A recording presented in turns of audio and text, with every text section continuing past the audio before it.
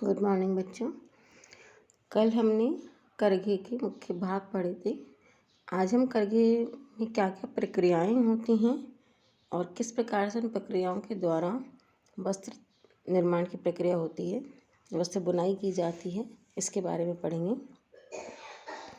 करघे के फ्रेम पर रेशे से बने अविरल धागों को तानकर उन्हें भरकर वस्त्र का निर्माण किया जाता है। ताने के धागों को तान दिया जाता है और बाने के धागों को शटल के द्वारा उसमें से गुजारा जाता है। इस प्रकार वस्त्र का निर्माण किया जाता है। वस्त्र निर्माण करते समय करघे में कई प्रकार की प्रक्रियाएं एक साथ होती हैं और ये क्रमबद्ध समकालीन क्रियाएं करघे के अलग अलग भाग पर होती हैं तथा अलग अलग कार्यों को संपादित करती हैं। इनमें ये क्रियाएं इस निम्न प्रकार हैं। पहला है शेडिंग, दूसरा पैकिंग, तीसरा बैटनिंग और लपेटना एवं छोड़ना। फर्स्ट है शेडिंग।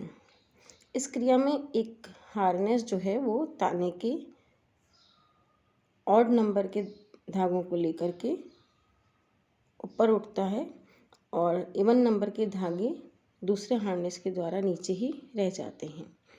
तो बीच में जो है एक रास्ता सा बन जाता है, उसमें से शटल होकर के दाएं से बाएं की तरफ चली जाती है। इस क्रिया से कुछ धागे शीर्ष धागों को उसी स्थान पर और उसी अवस्था में छोड़कर कुछ ऊपर उठ जाते हैं और एक रिक्त स्थान बन जाता है। इस प्रशस्त मार्ग में शटल जिस पर बाने के धागों को भरना है वाला धागा चढ़ा रहता है, दाहिनी तरफ से प्रवेश करके बाईं तरफ निकल जाती है। ये हार्नेस ऊपर उठता है और नीचे उठता है, बीच में जो गलियारा बनता है वो कहलाता है शेडिंग। दूसरा आता है पिकिंग। जब हार्नेस के ऊपर और नीचे उठने से शेड बन जाता है तो शटल भरने वाले धागों के साथ एक ओर से दाईं ओर से निकल करके और दूसरी तरफ निकल जाती है बाहर। इस प्रकार धागे की एक पूरी पंक्ति बढ़ जाती है। ये धागा शटल केस में एक छिद्र से बॉबिन पर से खुलकर बाहर निकलता रहता है। इस प्रकार वस्त्र की एक पंक्ति तैयार हो जाती है। इस एक बार के धागे की भराई को हम एक पिक कहते हैं। दूसरी बार दूसरा हार्नेस उन धागों को जो पहले ऊपर उठे थे उनको नीचे लेके जाता है और जो पहले नीचे थे अब की बार उनको ऊपर लेकर के आता है। इस बार फिर से एक नया रास्ता, एक शेड बन जाता है और इस बार शटल बाईं तरफ से दाईं तरफ वापस निकल करके आ जाती है। इस प्रकार ताने के धागों के ऊपर दो लाइन बाने के धागे की बन जाती है। इस प्रकार शटल बाईं से तरफ से वापस अपनी दाईं तरफ वापस निकल करके अपनी जगह पर आ जाती है और इस प्रकार दोनों पिक एक संपूर्ण होने पर वस्त्र की दो पंक्तियां बुन जाती हैं और शटल अपने पूर्व निश्चित स्थान पर वापस आ जाती है तथा अगली शेडिंग बनने पर उसमें से वापस निकलने के लिए तैयार रहती हैं। इसको कहते हैं पिकिंग। तो एक बार जब शटल दाईं से बाईं तरफ जा रही है तो उसको हम कहते हैं एक पिक। उसके बाद आता है बैटनिंग। ताने के धागे जब एक पिक के द्वारा एक पंक्ति में बाने के धागे भर दिए जाते हैं तब बैटनिंग की क्रिया होती है। इस काम के लिए रीड जो कि कंघी के समान आकृति है जिसकी, वो एक तरफ की भरी हुई पंक्ति जो कि एक पिक है उसको हल्के से क्लॉथ बीम की तरफ ठोक देता है।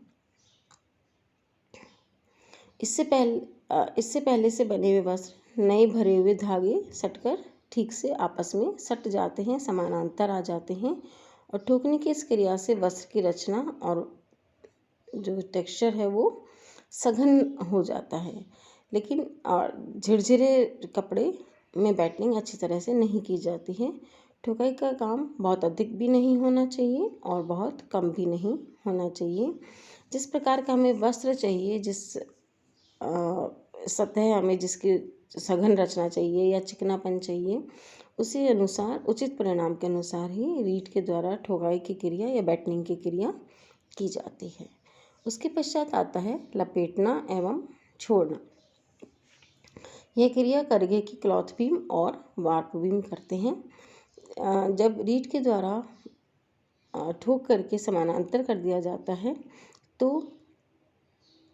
एक पिक जब बन जाने के बाद ठोकने की क्रिया हो जाती है तो ताने के धागे के वाली जो वार्प बीम है थोड़ा सा घूमकर धागों को ढीला छोड़ देती है और इसके साथ ही तैयार वस्त्र को लपेटने के लिए क्लॉथ बीम जो होता है वो हल्के से घूम करके तैयार धागों को या वस्त्र को लपेट लेता है।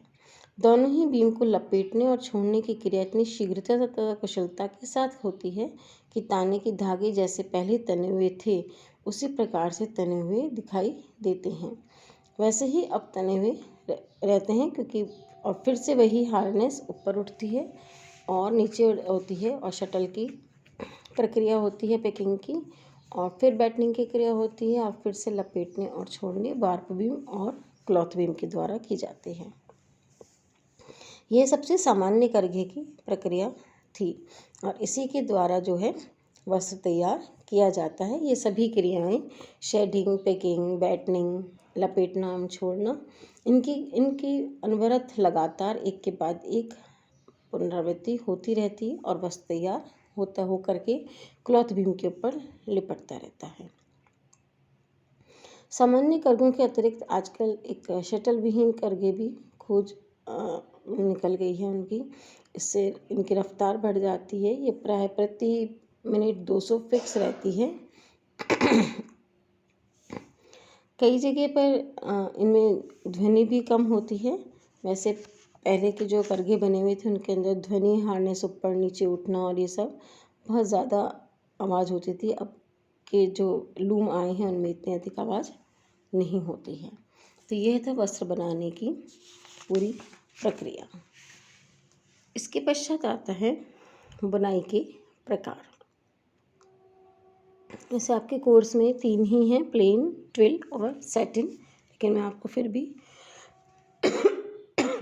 1-2 एक्स्ट्रा बता रही हूँ जो उनसे ही मिलती जुलती हैं।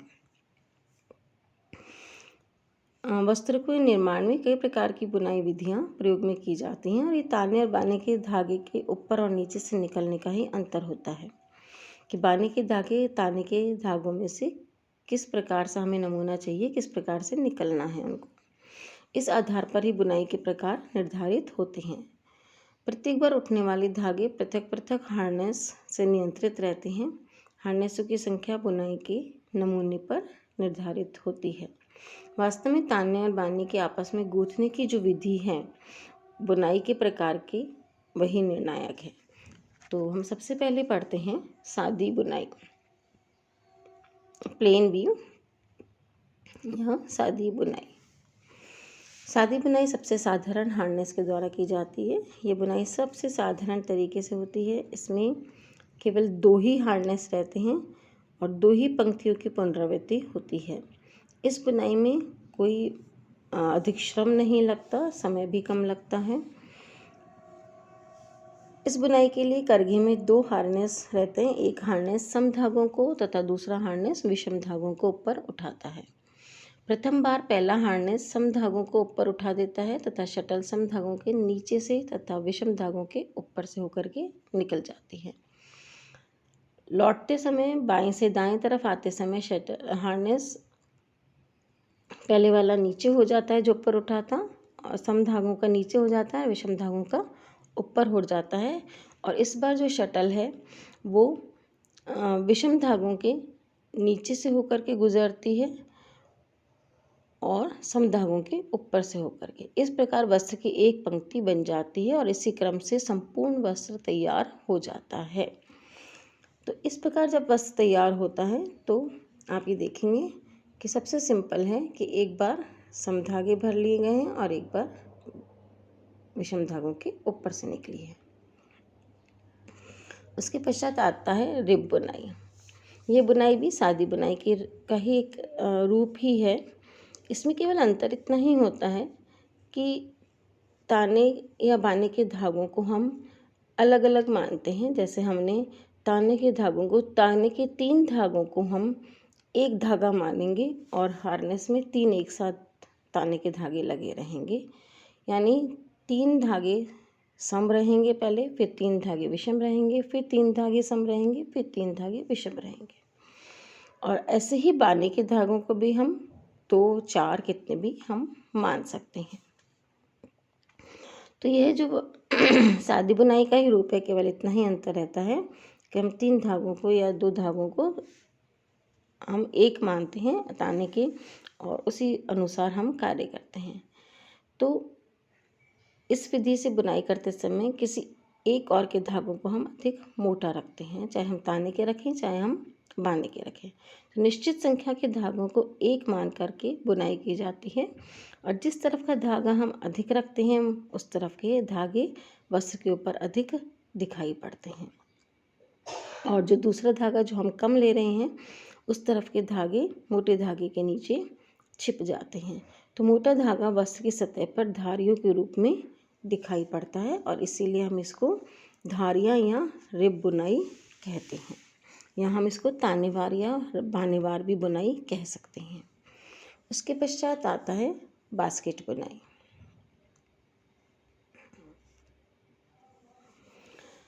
ये बुनाई भी सादी बुनाई का ही एक रूप होती है। सादी बुनाई में एक धागा लंबाई का तथा एक धागा चौड़ाई का ही आपस में गूंथा जाता है, परंतु इस बुनाई में एक साथ कई धागों की गुथाई लंबाई के उतने ही धागों के साथ होती है। धागों की संख्या में हेरफेर करके विभिन्नता भी लाई जाती है। इस बुनाई में कभी कभी ताने की तरफ से 2 धागे तथा बाने की तरफ से एक ही धागे की गुथाई होती है, और कभी इसके विपरीत भी। ध्यान केवल इस बात का रखा जाता है कि बाने का एक धागा ताने के 2 धागों के बराबर मोटा हो। इस प्रकार ताने बाने के धागों की संख्या में विभिन्नता करके तथा दोनों तरफ एक ही बराबर मोटाई रख करके सिर्फ संख्या फर्क होते हुए भी इस विधि से वस्त्रों की बुनाई की जा सकती है। इस विधि की बुनाई डलिया के समान हमें नज़र आती है, इसीलिए इसका नाम हमने बास्केट बुनाई रखा है। इसके द्वारा बने हुए वस्त्र काफ़ी आकर्षक होते हैं। उसके बाद आता है चुल बुनाई। इस बुनाई से तैयार वस्त्र की सतह पर तिरछी धारियाँ दिखाई पड़ती हैं, जैसे आप इस चित्र में देख रहे हैं, तिरछी धारियाँ दिखाई पड़ती हैं।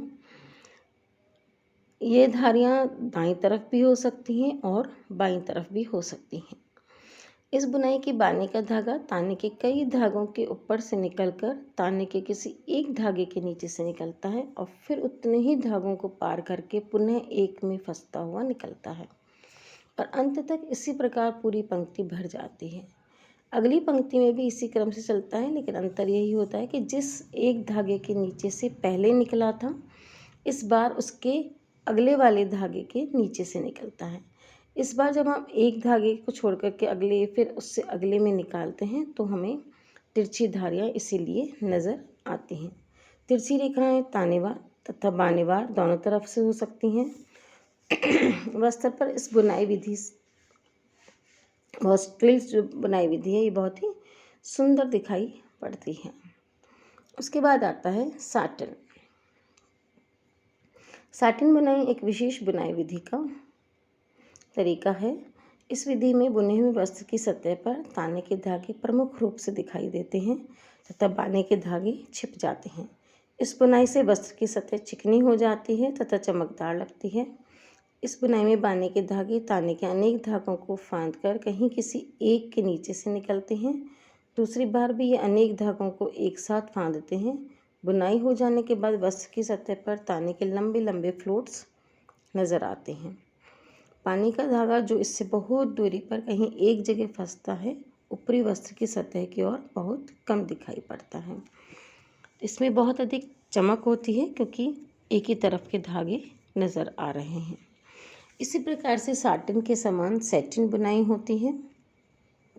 सैटिन बुनाई का भी बिल्कुल यही तरीका है, लेकिन इसका विपरीत रूप होता है कि इसमें वस्त्र की ऊपरी सतह पर बाने के धागे दिखाई पड़ते हैं ताने की बजाय।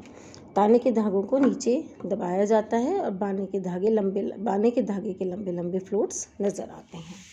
तो साटिन और सैटिन दोनों एक समान ही हैं, एक में ताने के धागे नज़र आएंगे और एक में बाने के धागे। तो इस प्रकार यह सभी बुनाइयाँ थी, सादी बुनाई, रिब बुनाई, वैसे सादी बुनाई का ही रूप है, रिब बुनाई और बास्केट बुनाई। उसके बाद है ट्विल बुनाई और साटिन और सैटिन बुनाई। आज के लिए इतना ही।